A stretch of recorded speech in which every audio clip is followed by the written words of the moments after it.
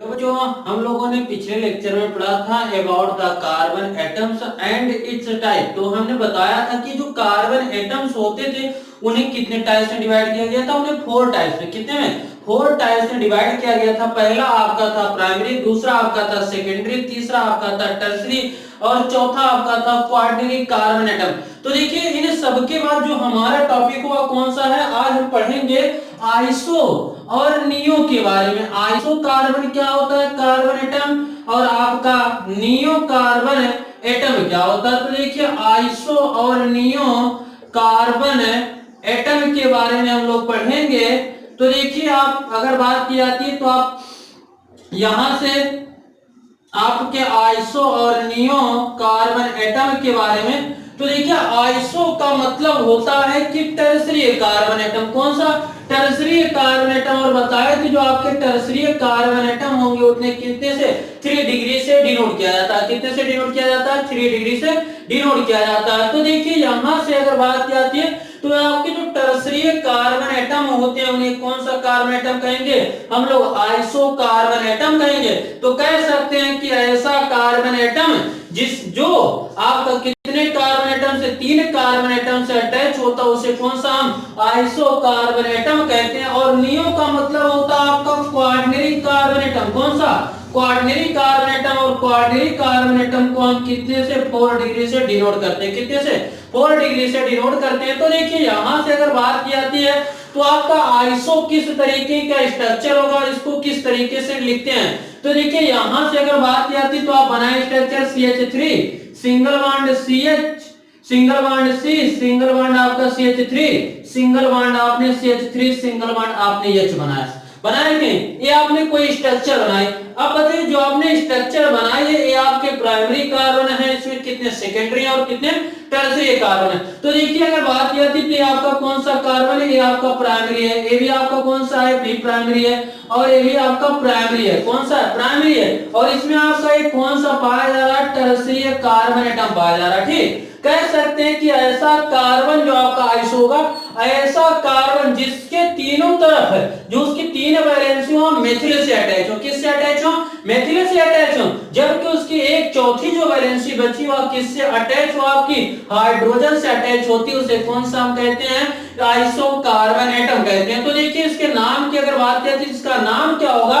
तो देखिए यहां से इसमें कितने कार्बन, 1 2 3 4, कितने कार्बन, 4 कार्बन। तो इसका हो जाएगा आइसो क्या हो जाएगा, आइसो ब्यूटेन होगा। क्या होगा इसका, आइसो ब्यूटेन। अर्थात अगर इसके नाम की बात की जाती है तो इसका नाम क्या होगा, आइसो ब्यूटेन। और जो आइसो कार्बन होते हैं उनका नाम हम किस तरीके से लिखते हैं, उनका नाम आगे लिखने उनका एल्केन लिखते हैं। और एल्केन के आगे क्या लिखेंगे, आइसो शब्द को लिखते हैं। तो इसका नाम क्या होगा भैया, आइसो ब्यूटेन। अब देखिए नियो कार्बन की बात की जाती है, किसकी बात की जाती है, नियो कार्बन की। तो ऐसा कार्बन जिसमें कार्बन की चारों वैलेंसी, ऐसा कार्बन जिसमें कार्बन की चारों वैलेंसी किससे जुड़ी हो, मेथिल ग्रुप से जुड़ी होती है, उसे कौन सा कार्बन कहते हैं, हम लोग नियो कार्बन कहते हैं। और नियो कार्बन आपका कौन सा होता है, क्वार्टरनरी कार्बन एटम से होता है। तो अगर यहां से बात किया तो देखिए यहां से आपका बना CH3 सिंगल बॉन्ड आपका C, single bond CH3, single bond CH3, single bond CH3 बन रहा है भैया। अब यहां से जो देख रहे हैं हम लोग, ये जो आपका स्ट्रक्चर बना है इसमें प्राइमरी और आपके कौन से क्वार्टरनरी कार्बन एटम पाए गए। कौन कौन से, प्राइमरी और क्वार्टरनरी कार्बन एटम पाए गए हैं। तो देखिए यहां से अगर बात करती तो जो आपका कार्बन है प्राइमरी है, ये भी आपका प्राइमरी है, ये भी आपका प्राइमरी है, और ये भी आपका कौन सा है, प्राइमरी है। कौन सा कार्बन है, प्राइमरी कार्बन है। और अगर इसकी बात की जाती जो बीच वाला है ये आपका कौन सा है, क्वार्टरनरी कार्बन है। कौन सा है, क्वार्टरनरी कार्बन है। अब इसके नाम को हम किस तरीके से लिखते हैं, अगर हम किसी ऑर्गेनिक कंपाउंड में आपका कौन सा नियो कार्बन है तो उसका नाम लिखने के लिए हम नियो लिखते हैं पहले, उसके बाद उसका क्या लिखेंगे, एल्केन लिखते हैं। क्या लिखते हैं उसका, नियो और एल्केन। तो देखिए इसके नाम की बात किया तो इसका नाम क्या हो जाएगा, इसमें 1 2 3 4 5 कितने कार्बन है, 5 है। तो यहाँ हम क्या लिखेंगे, नियो लिखेंगे। क्या लिखेंगे, नियो।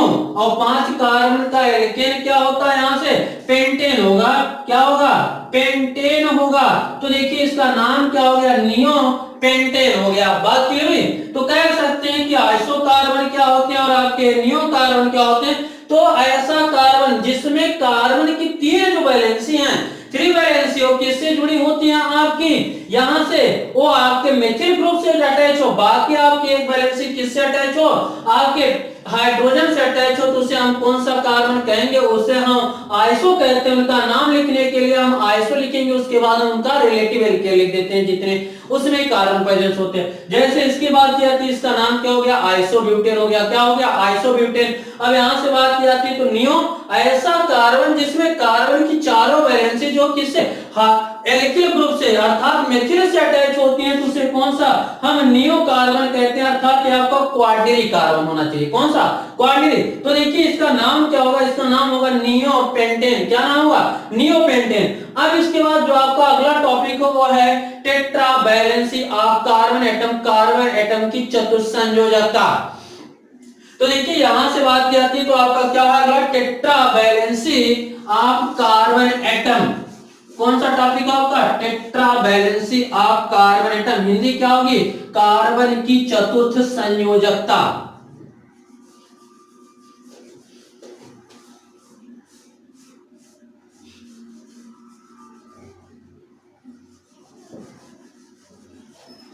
तो यहां से देखिए आप अगला टॉपिक लिखेंगे tetra valency, tetra valency of carbon atom. अब अगर कार्बन एटम की बात की जाती तो उसकी चतुर्थ संयोजकता इसकी हिंदी होती, कौन सी हिंदी होगी, कार्बन परमाणु की चतुर्थ संयोजकता। तो देखिए हम लोगों ने कार्बन परमाणु को देखा था कल, तो यहां से अगर बात किया तो उसके एटॉमिक नंबर की बात की थी तो उसका एटॉमिक नंबर कितना लिखा गया था भैया, उसका एटॉमिक नंबर आपका 6 लिखा गया था। कितना लिखा गया था, 6 लिखा गया था। तो देखिए यहां से अगर बात की जाती है तो इसके अगर इलेक्ट्रॉनिक कॉन्फ़िगरेशन की, इलेक्ट्रॉनिक विन्यास की बात की जाती है तो देखिए यहां से क्या होगा, 2 कामा आपका 4 होगा, किसके बोरबरी के अकॉर्डिंग होगा। जबकि हम किसके, अगर आप बाउल रूल्स के अकॉर्डिंग बात करते हैं तो इसका हो जाएगा 1s2। क्या होगा भैया, 1s2, उसके बाद 2s2, उसके बाद आपका क्या हो जाएगा 2p2। यही तो बताया गया। अब यहां से देखिए इसकी जो वैलेंसी हमें दिखाई दे रही है कितनी है, 4 है। अब इसी 4 वैलेंसी के कारण जो कार्बन एटम आपका होता है इसकी कैटिनेशन पावर क्या होता है, इसकी कैटिनेशन पावर पूरे पीरियोडिक टेबल में सबसे ज्यादा पाई जाती है। अगर बात की जाती है तो इसकी जो कैटिनेशन पावर होती है वह सबसे ज्यादा होती है किसकी, अर्थात जो आपका कार्बन होगा उसकी कैटिनेशन पावर पूरे पीरियोडिक टेबल में सबसे ज्यादा होती है। ऐसा क्यों होता है, क्योंकि जो इसकी टेट्रा वैलेंसी है इसको दिया किसने था, ये आपके केकुले साइंटिस्ट थे। कौन थे भैया, केकुले साइंटिस्ट थे। उन्होंने बताया था कि कार्बन की वैलेंसी कितनी होती है, 4 होती है। अब यहां से देखिए तो देखिए जो आपने यहाँ पे आप इलेक्ट्रॉनिक कॉन्फ़िगरेशन लिखे हैं 1s2 2s2 2p2, कौन से 1s2 2s2 और 2p2 जो हमने इसके इलेक्ट्रॉनिक कॉन्फ़िगरेशन लिखा है ये आपका ग्राउंड स्टेट का है। किस स्टेट का है, ग्राउंड स्टेट का। इसको ऊपर से देखा जाता है। तो देखिए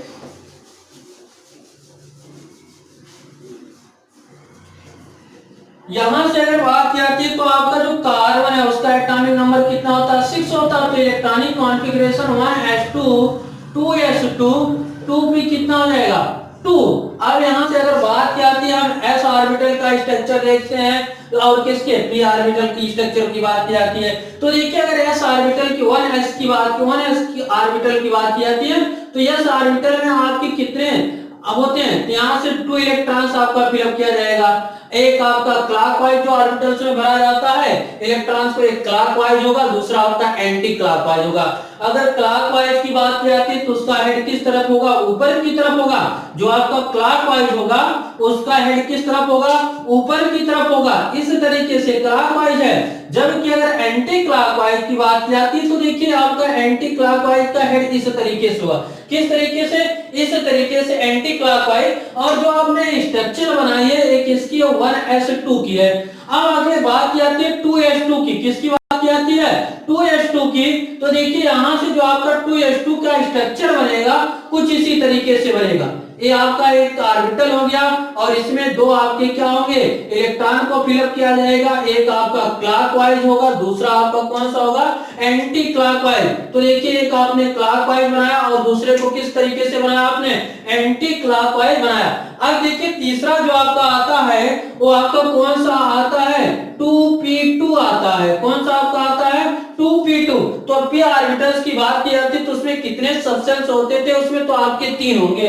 तो देखिए यहां से हम लोगों ने 3 बनाया, आपका एक ए हो गया, तो आपका दूसरा ए हो गया, तीसरा आपका ए हो गया। तो देखिए इसमें जो आपके होते हैं वो आपका होता है 2px होगा, 2pz होगा और कौन सा आपका 2py होते हैं। ठीक, अब कुछ किताब में आगे लिखे हैं कि y को आप कहां यहाँ पे लिखे और z को बाद में लिखे, लेकिन जो आपका होता है 2px 2py और कौन सा होता 2px 2pz और कौन सा होता 2py। तो देखिए अगर बात किया कि किसी भी ऑर्बिटल्स में अगर इलेक्ट्रॉन को फिलअप किया जाता है तो हुंड के रूल के अकॉर्डिंग फिलअप किया जाता है। किसके अकॉर्डिंग, हुंड के रूल के अकॉर्डिंग। तो हुंड के अगर रूल की बात की जाती है तो पहले हम क्या काम करते हैं, यहां से एक एक इलेक्ट्रॉन को इनमें फिलअप करने का काम करते हैं। उसके बाद जब ये इलेक्ट्रॉन एक एक आपके फिलअप हो जाते हैं क्लॉकवाइज, उसके बाद उनकी हम क्या कराते हैं, शेयरिंग कराते हैं। क्या कराते हैं, शेयरिंग कराते हैं। तो देखिए यहां से अगर बात करते हैं तो इसमें आपके कितने इलेक्ट्रॉन्स हैं, 2 इलेक्ट्रॉन्स। कितने हैं, 2 हैं। तो आपका एक इलेक्ट्रॉन किसमें फिलअप होगा, आपका 2px में। और देखिए दूसरा आपका किसमें फिलअप होगा, आपका 2pz में एक इलेक्ट्रॉन आपका और फिलअप होगा। तो देखिए जो ये आपकी स्टेज बनी है ये इलेक्ट्रॉनिक कॉन्फ़िगरेशन की, ये आपकी कौन सी स्टेज है, ये आपकी ग्राउंड है। कौन सी, ग्राउंड स्टेज है। अब अगर इससे एक्साइटिंग उत्तेजित अवस्था की बात की जाती है तो देखिए इसका एक्साइटिंग स्टेज क्या होगा, यहां से एक इलेक्ट्रॉन आपका निकलेगा, कितने से, आपके 2s2 से एक इलेक्ट्रॉन निकलेगा और किसमें आ जा करके इंटर करेगा, इस लास्ट वाले आपके p वाले सब सेल में जा करके इंटर करेगा। तो देखिए एक इलेक्ट्रॉन यहां से निकला और जा करके यहां पे इंटर किया। तो देखिए इंटर करने के बाद इसकी एक्साइटिंग स्टेज क्या होगी, एक्साइटिंग स्टेज क्या होगी। तो देखिए एक्साइटिंग स्टेज की बात की जाती है, ये आपका s ऑर्बिटल इसी तरीके से रहेगा। तो हम p या बना लेते हैं। तो देखिए ये आपका कौन सा है, 1s2 ऑर्बिटल है। इसमें क्या होगा, एक क्लॉकवाइज और एक एंटी क्लॉकवाइज इलेक्ट्रॉन को भरेंगे।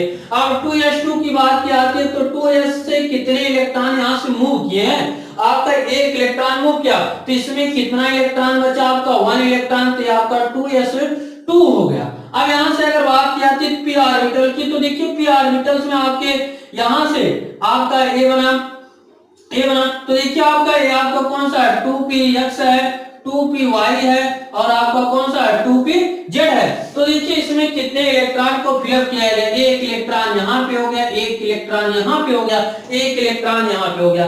तो देखिए यहां से अगर बात करते हैं तो एक ऑर्बिटल आपका कौन सा यहाँ पे खाली, अगर कोई भी एलिमेंट आकर के ऐड होना चाहता तो यहाँ पे आकर के आपका ऐड हो सकता है। और देखिए यहां से आपका 2px हुआ और 2py हुआ। अब जैसे CH4 की बात की जाती है, किसकी स्ट्रक्चर देख लेते हैं, CH4 में। तो देखिए कार्बन का एक इलेक्ट्रॉन या हाइड्रोजन जो आपका है वो आकर के एक यहाँ पे जुड़ेगा, एक यहाँ पे आके जुड़ा और एक आकर के यहाँ पे जुड़ा, एक यहाँ पे, एक यहाँ पे। इस तरीके से आपके कितने हाइड्रोजन, 4 हाइड्रोजन आकर के इससे जुड़ गए। तो कह सकते हैं कि कार्बन की जो वैलेंसी होती है वह कितनी होती है, 4 होती है। इसके अकॉर्डिंग हम लोग देख रहे हैं। तो देखिए यहां से अगर बात की जाती है तो आपका जो ग्राउंड स्टेज बना था वो आपका ए था और आपका जो एक्साइटिंग स्टेज था वो आपका ए था। बात क्लियर है।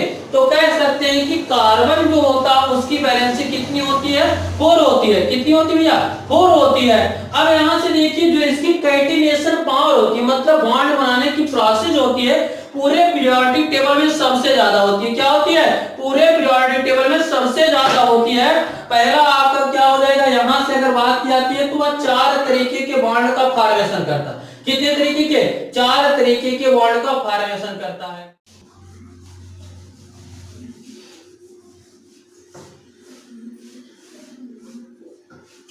तो देखिए अगर बात की आती है, जो आपका कार्बन था उसका कैटिनेशन पावर हमने लिखा सबसे ज्यादा होती है, मतलब बॉन्ड बनाने की जो क्षमता होती है पूरे पीरियोडिक टेबल में सबसे ज्यादा होती है। क्यों होती है? अब देखिए अगर बात की आती है तो देखिए यहां से अगर आगे की बात की आती है तो जो आपका कार्बन एटम्स था, इसकी जो हमने बताया थी कैटिनेशन पावर, क्या बताई थी इसकी? कैटिनेशन पावर अर्थात बॉन्ड बनाने की जो प्रोसेस होती है पूरे पीरियोडिक टेबल में सबसे ज्यादा होती है। क्यों होती है? क्योंकि जो आपका कार्बन एटम्स है यह 4 टाइप्स के, कितने टाइप्स के? यह 4 टाइप्स के बॉन्ड का फॉर्मेशन करता। तो देखिए 4 टाइप्स आपके कौन कौन से होंगे?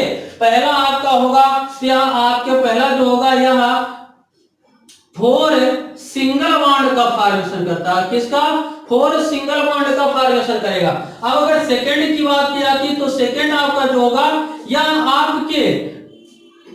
आपका 2 सिंगल बॉन्ड को इस तरीके से दिखाया जाता है। तो देखिए यहां से 2 सिंगल बॉन्ड और आपकी 1 डबल बॉन्ड का फॉर्मेशन करता है। किसका? 2 सिंगल बॉन्ड और 1 डबल बॉन्ड बनाने की प्रोसेस रखता। अब थर्ड की बात करते तो देखिए थर्ड आपका कौन सा हो जाएगा? यह जो आपका थर्ड होता है यह 2 डबल बॉन्ड बनाने का प्रोसेस रखता है। कितना? 2 डबल बॉन्ड बना सकता है। अब देखिए अगर फोर्थ की बात की जाती तो फोर्थ आपका कौन सा होगा? फोर्थ आपका जो होगा यह 1 सिंगल बॉन्ड, कितना? 1 सिंगल बॉन्ड और आपका 1 कितना? 1 आपका ट्रिपल बॉन्ड बनाने का प्रोसेस रहता है। अर्थात इसकी जो नेचर होती है बॉन्ड बनाने की वह 4 तरीके की होती है, जो भी किसी एटम्स के पास नहीं है पूरे पीरियोडिक में।